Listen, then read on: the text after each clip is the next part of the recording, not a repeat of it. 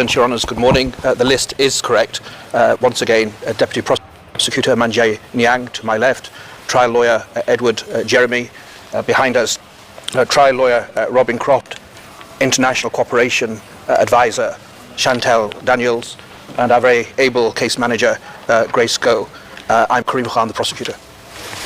Merci beaucoup. Thank you very much. I now turn to the counsel for the defence of Mr. Duterte. As everyone can see, Mr. Duterte is present and is attending the hearing via video link.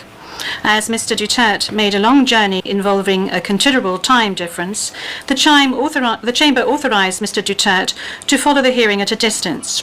His counsel, however, is present with us in the courtroom. Thank you, counsel. Please introduce yourself. Good afternoon, Your Honours. I am Salvador C. Medjaldea, counsel for Rodrigo Roa Duterte. Merci beaucoup. Thank you very much. Thank you very much, counsel.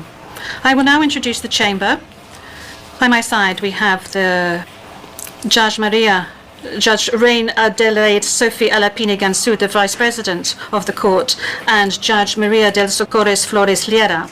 I am the presiding judge of the Pretrial Chamber 1 of the Court, and my name is Julia Antoinella Motok. Now, I would like to speak to you, Mr. Duterte. I'm speaking French, but you are receiving interpretation of what I'm saying in English. I understand that you are at ease in the English language and that the interview yesterday at the detention center was conducted in English and that you did not deem it necessary to request interpretation into any other language during this interview. This said, I would like firstly to confirm your identity. Could you provide us with your full names, please? Young Rodrigo Roa Duterte. That's my first middle name is Roa. The surname is Duterte.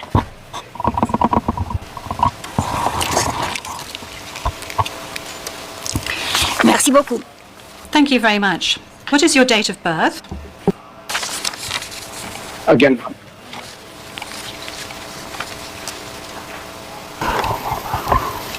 Can we request that the question be repeated? I don't think he heard it. Thank you. Repetition from the English booth. What is your date of birth? Yes, thank you very much, counsel. I was asking quite simply of Mr. Duterte what his full names were, and then I subsequently asked him what his date of birth was and what his place of birth is. Is that all right, counsel? Counsel? of course, my birth day is March 28, 1945. I was born in the province of Leyte in the Philippines. Merci beaucoup. Thank you very much. As a preliminary point, very well, thank you, Mr. Duterte. As a preliminary point, it is useful to clarify the nature and limited scope of this first appearance hearing.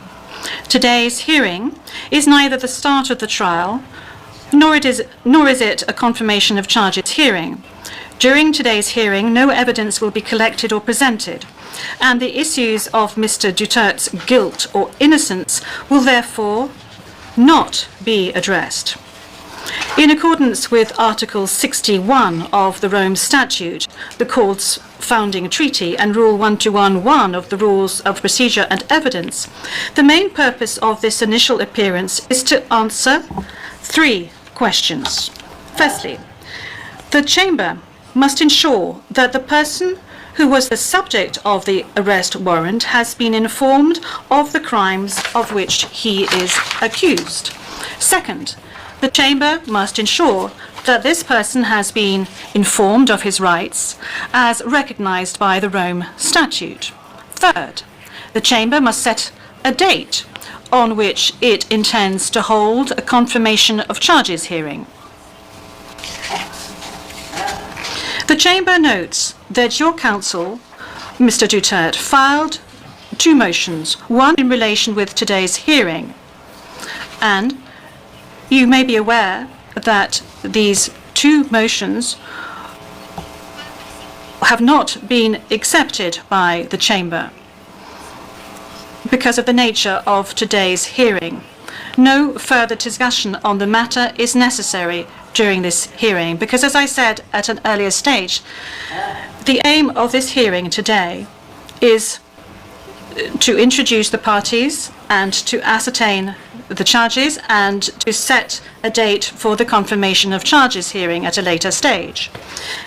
With regard to the first point, I recall that Mr. Duterte has received a copy of the warrant for his arrest and that a redacted version of the prosecutor's application for the issuance of the warrant of arrest is public. I will now ask the court officer to read the charges against him. The charges will be read in English. Please, over to you, Madam Courtroom Officer. Thank you, Madam President. Your honours.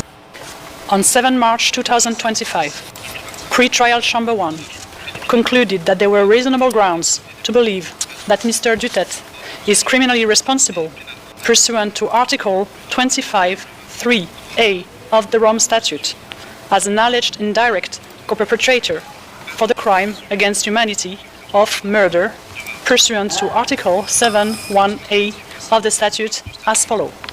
A.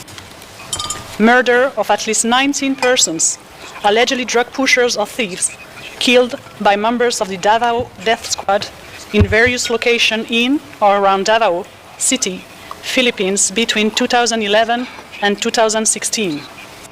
B. Murder of at least 24 persons, allegedly criminals, such as drug pushers or thieves or drug users, killed by or under the supervision of members of the Philippines law enforcement, sometimes with the assistance of persons who were not part of the police, at various locations in the Philippines between 2016 and 2019.